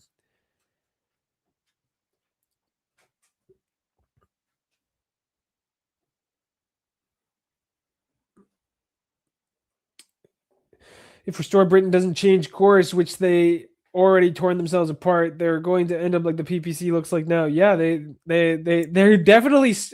One thing that Aiden got right, my friend Aiden Kenny, is they're definitely speed running the PPC arc. It's crazy to see my like 5 years in the PPC have like flashed by my eyes watching Restore Britain in just 5 months. But I also wouldn't overreact. Like, there's so much time for them to pivot back to get to like it's good that people make a big scene about these things, so they have to take them seriously. But all this stuff could be cleaned up really, really quickly. You put out a few videos, you work out some of the messaging kinks, you get some big successes on the board, you start doing stuff in Great Yarmouth, and people will forget these little mistakes. So I wouldn't say it's over or anything. I wouldn't go back to reform just yet, Aiden. But yeah. I haven't followed the condo buy guys. I'll look into it. We can talk about it next week maybe. I've been busy. There's lots going on. We got some stuff going on with Sean Flane. We got some stuff going on with DomCon. We got renewals coming up. There's lots that we have to organize. I haven't been able to follow the condo buyout.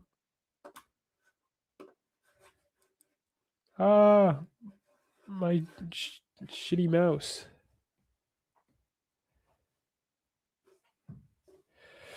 Do you think we'll make our own party when the next elections come? I don't think we'll compete in the next election. I think we'll have an opportunity after the next election. After, as I've said many times, our regular viewers will know that the opportunity for nationalists is coming after the next election. There's going to be a very chaotic period in Canadian politics after some referendums on separation, after the collapse of the Conservative Party. That's where our time to strike will be, to either start our own party or to hijack an existing one. Canada lags behind the rest of the world. We're not starting a party just to lose. We'll start a party when we can win. Right now, we have to create the conditions, right? We're learning from the mistakes of the past, right? We're not repeating the PPC. We're going to create the conditions where nationalism is inevitable, and then we'll walk into power. Can you please come to Halifax one day? I'm a member of the society and planning to move to St. FX. I will come to Halifax this summer, 100%. We were thinking about doing it for Canada Day, but some stuff came up and we had to cancel. But I definitely want to come out, probably in July, but definitely before the end of the summer. When are we getting French stickers to post around in Quebec? We'll do that in our next batch. I think we also have to make them bigger. Don't you guys think? I think the stickers are too small. They're good though. If you haven't got them, you should get them. You can get them on our website. Shop.dominionsociety.ca. They're excellent. They stick up real good. You can put them everywhere, but they're only in English so far. I think we'll do double the size with the next batch, right? Double the size, easy to see. And we'll do them in French too. Yeah, I don't have a timeline, but we'll do it in the next batch for sure.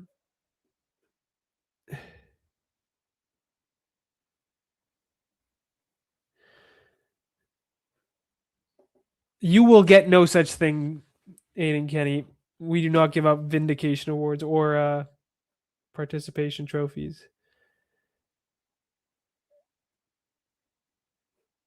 Wow. Big super chat. Thank you, Raymond O'Coin. $50 super chat. Thank you so much for the support. Happy Dominion Day, all. Keep up the great work, Daniel. Thank you so much for the support. I do want to encourage people, if you want to make a big dono, please head over to our website, dominionsociety.ca/donate. Make it there. YouTube takes a huge cut out of these, but I really appreciate everything that you guys that you do to support us. A good reminder too, take some time, become a member. We're doing our big campaign to hit 3K members before Dominion Day, and we're well on our way. How close are we now? I'll give you guys a live update. The live update. The live update.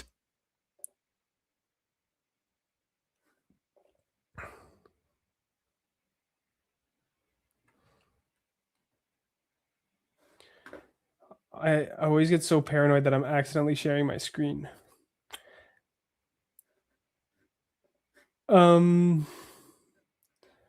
Let's see. 37.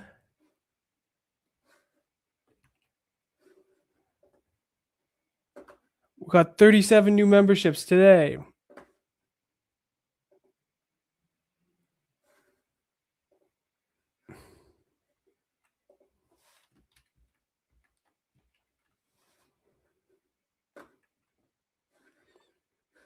$37. That brings us up to Got to do some quick math. 2910. We need 90 more. Unless my math is wrong. So sign up as a member, get involved, get your pin, and so on. Like, subscribe, share. Yes, all that good stuff. So become a member. Just 90 more in the next 5 days, and we'll hit 3K members before the 1 year mark. If you're watching this stream, you're not a member. What are you doing? What are you doing? Pay the $25, get your pin. We'll get you involved in your local community and all that fun stuff. What do you think? Trudeau canceled the innovation by carbon tax Carney, and now we have the Chinese spy EV cars coming. Canadian jobs and Windsor sold to the highest child slave bidder in China. Yeah, we need to be bringing back manufacturing here. I do think it's important to be making deals with other countries in order to decrease the leverage the United States has over us, but we can't be jeopardizing our own situation. Now, if we're worried about Chinese spying, I think we have to be more concerned about all sorts of Chinese infrastructure and phones more than cars. So I wouldn't get too overly paranoid about that. There are bigger problems. How do we drain the bog, the boomer occupied government? I mean, I think that's a generational thing, guys. We're becoming the biggest generation quickly. Censorship growing challenge. How is this overcome? We'll have to see how this new censorship laws are implemented. We'll see how they're enforced. Historically, when the state persecutes dissidents tend to get more well-liked, more popular, and grow. So I kind of welcome the state trying to persecute me. I think that I can be a sort of lightning rod for these things. And I don't think I'm doing anything hateful. So if they're going to try and, persecute me, put me in jail, I think that's going to be a legal battle that's good to take. So I hope that I can act as a sort of lightning rod, defend the people like you, and make a case for freedom of speech and for political speech and all these things. So I wouldn't be too concerned. Don't Fed post. Don't be an idiot on the internet. Don't be hateful. Advance our message in a productive and positive way. And you shouldn't feel the strength of the state there, or what they do will backfire on them.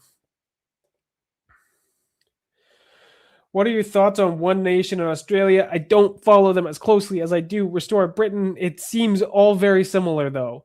To the PPC, to Restore Britain, they take on these strong positions, but they try and water them down with civic nationalism. Like all my same criticism, I believe, that I just delivered on Restore could go for One Nation, but One Nation seems to be way, way up in the polls.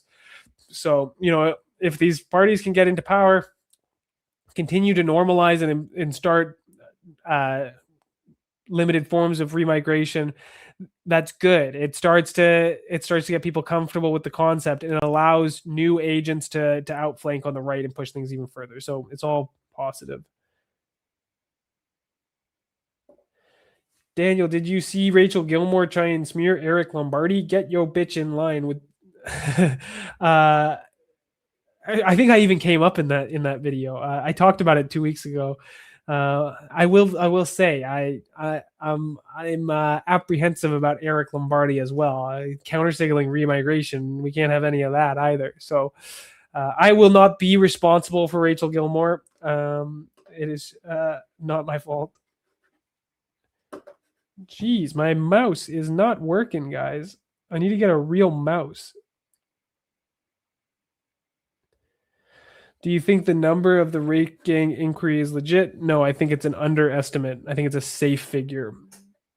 And it's actually much, much higher. Going off our discussion on Low, how do we sway boomer cons to our side given how they hold all the levels of power within the CPC?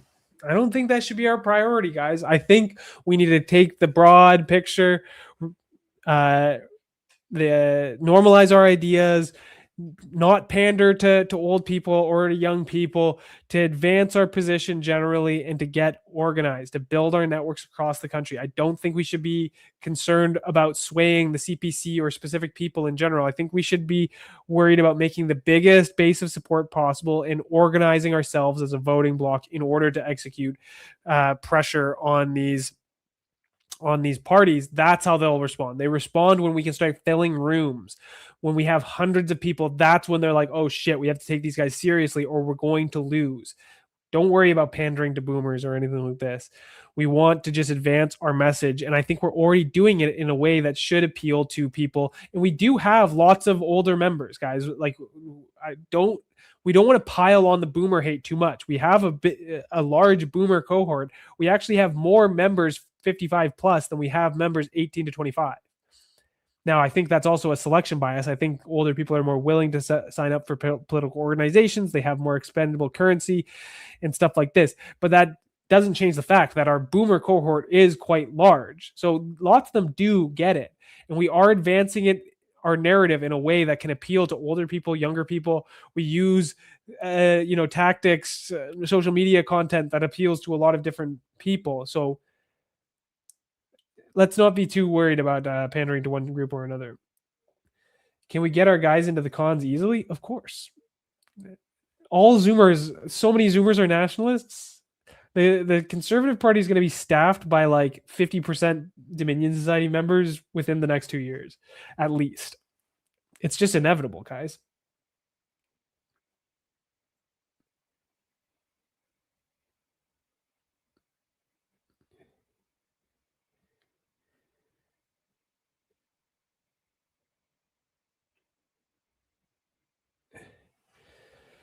Okay, we got some super chats. $2 from it's Asian Sensation 9917 back. Are you cheering for Canada in the World Cup? Oh, we're talking about the World Cup. We're talking about the World Cup. Yes, I'm cheering for Canada in the World Cup. I'm a nationalist, guys. I'm not, our team's filled with Africans. It's filled with guys that aren't even born in the country. The country can only do so much about that. That's a problem with FIFA's rules. Half the teams in the league, in the tournament are that way. So like, it's not going to stop me from enjoying the games, from supporting Canada. I would prefer it was filled with actual heritage Canadians, but what are you going to do? So I've been watching lots of World Cup. Big soccer guy. I watched the game yesterday. It was a tough game. Great goal. I will be tuning into the South Africa match this Sunday and hoping for the best. Does Dominion Society have a Facebook page? How do I follow? Chinese Jew globalist censoring ship is too strong. Yeah, we do.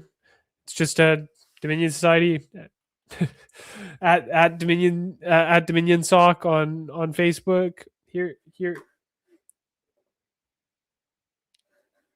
We're live on Facebook right now. There we go. At Dominion Society, facebook.com/Dominion Sock, and you can find us.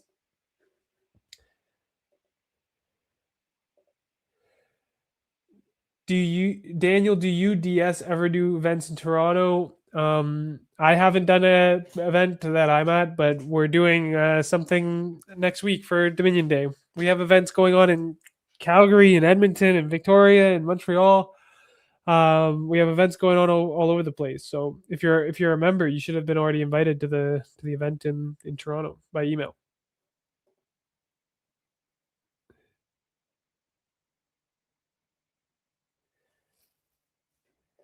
Stickers are better than posters. Yeah, but you haven't seen the new poster designs yet, Aiden. You haven't seen the new poster designs. So you gotta be patient, man. We got new stuff coming out all the time. The stickers are easy. They're easy to just throw up all the time.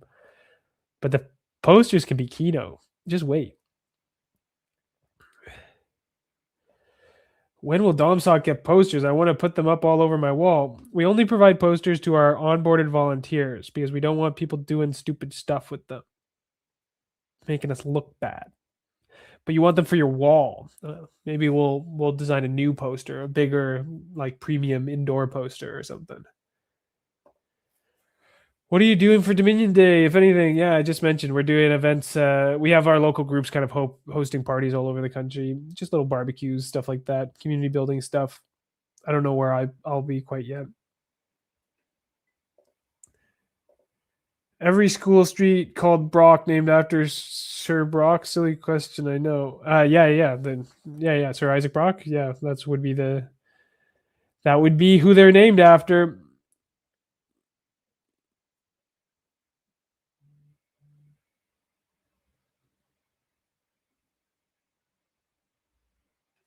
Would you consider doing an interview with someone like Rebecca Hargreaves? I don't know who Rebecca Hargreaves is, but I'm down to do interviews with pretty much everyone. I don't care if they agree with me or not. I'm down to have a debate. I'm down to have a hard discussion. I'm open to anyone as long as they're not a complete idiot. But yeah, I'm not sure who Rebecca Hargreaves is, but you should you can always reach out to them and encourage them to have me on as a guest.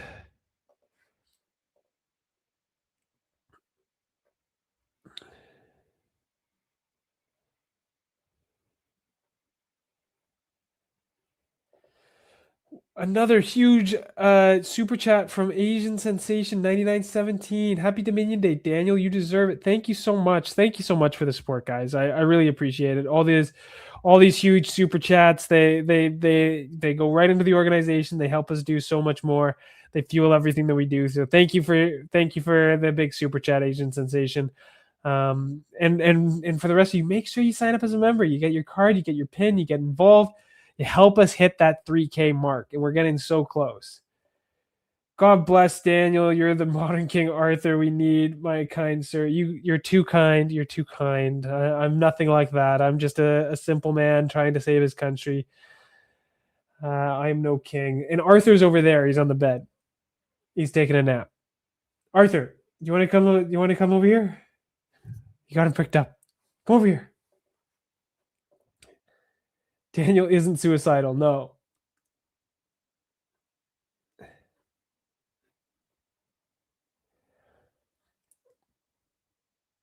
We got another super chat.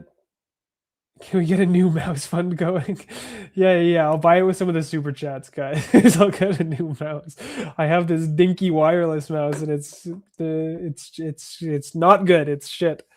Have you heard of Benedict Beckeld and his talks on oikophobia? I think he'd be a great speaker for DomCon next year. I'd help raise money for that. I don't know who that is. I don't know who that is. So I can definitely look into that. Perhaps we're not planning DomCon 27 quite yet, but I appreciate the suggestions. I'll have to look into him. And thank you for the super chat, Victorious 9102. Thank you for the suggestion and the super chat.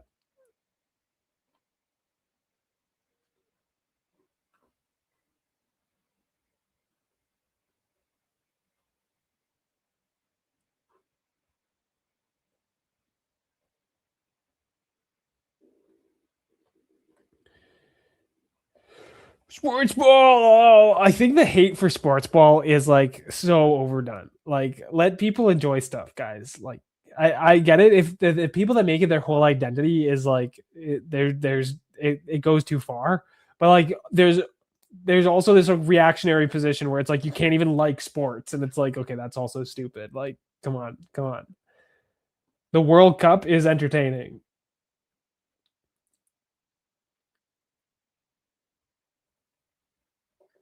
Is there a member forum or portal? We have localized group chats for every area around the country. So once you're a member, once you're onboarded and you've signed our necessary privacy agreements, you'll be plugged into specialized group chats based on your volunteer role or based on or based on your area. Are there any current MPs who are Dominion Society members? No. Come on, guys. No. Some of them follow me on Twitter, though. So that's a start.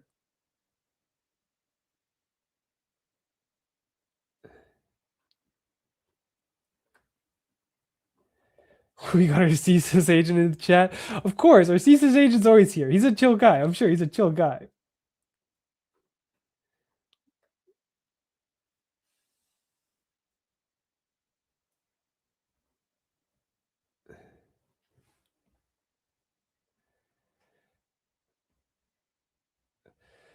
Would you consider reaching out to the Lotus Eaters? Yeah, I mean, again, you guys should always encourage people to have me on, but I have some people that could get us in touch with the Lotus Eaters, I think. We'll see. We'll see. I think I could lean on some people to get on there. It would be fun. I'm a fan of the Lotus Eaters. Do you ever plan on pushing for a position of power or anything, or just kickstart the movement? Right now, it's all about creating the conditions where Canadian nationalists can succeed.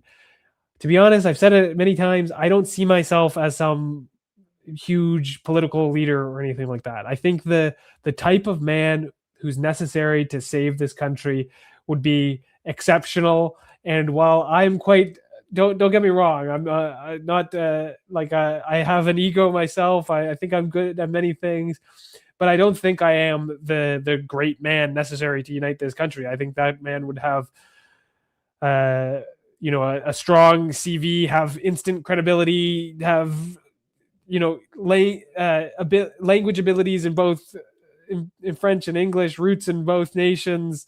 I think it would take the perfect person. And right now, my focus is to create the conditions for that man to emerge and succeed. That being said, if someone wants to be that politician to actually go for power, they're going to have to outwork me, right?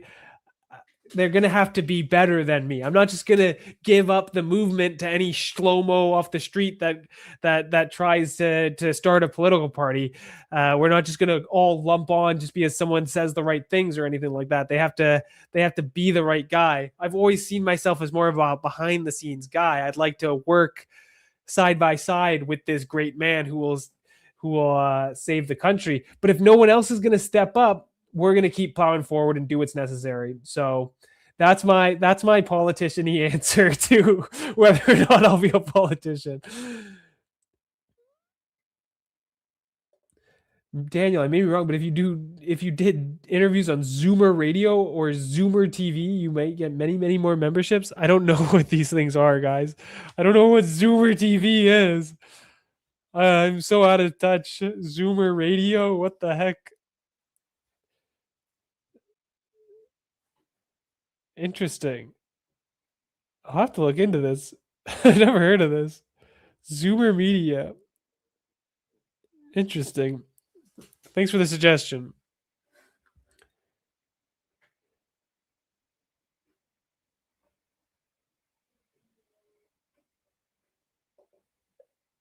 Dominion Society Fuel for Us. Huge super chat from Cunningham Bear 76. I neg him with the pin comment and he just keeps fueling the money. Thank you so much for the support. I'll go and buy a new mouse, guys. I'll go and buy a new mouse. Thank you so much for the big super chat. And you should send me an email, Cunningham Bear. You should send me an email. All this support. I think I might be able to do. I think I might be able to help you out for your generosity. So please get in touch. info@dominionsociety.ca. Can we make Arthur the Dog King? Arthur the Dog King, can you come over here, you lazy bones? Come on. Come show off. This guy's taking a nap. He's like, I don't wanna be on stream. You're making me look bad.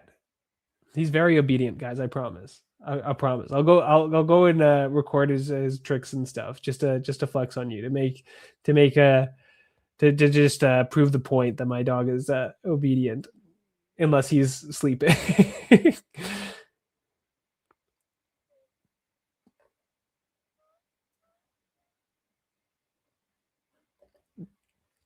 Glory to the founding stock Aryan Anglo-Nordic Chads. Thank you for the support, Benny Rule, $5. I appreciate the super chat.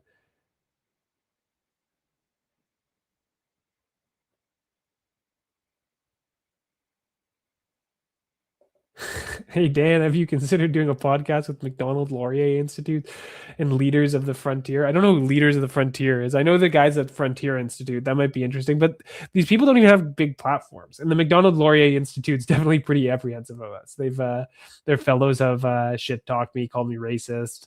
I met some of their guys at the Canada Strong and Free networking conference, and they spent an hour nagging me and trying to convince me not to be such a radical and stuff. I don't think they want to be associated with us. And I'm not so interested in being associated with them either.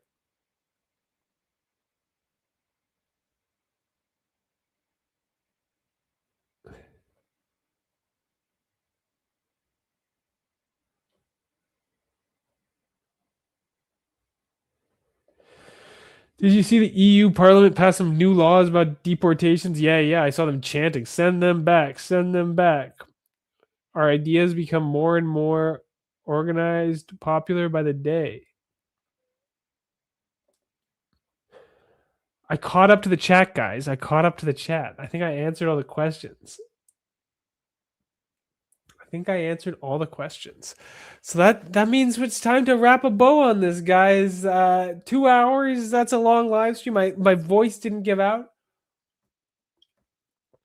Arthur refuses to make an appearance, but you know, what are you gonna do? He's a bit of a diva. Well, thanks everyone for joining us tonight. I'll make a couple of plugs just at the end of the episode. Please head over to the website, sign up as a member.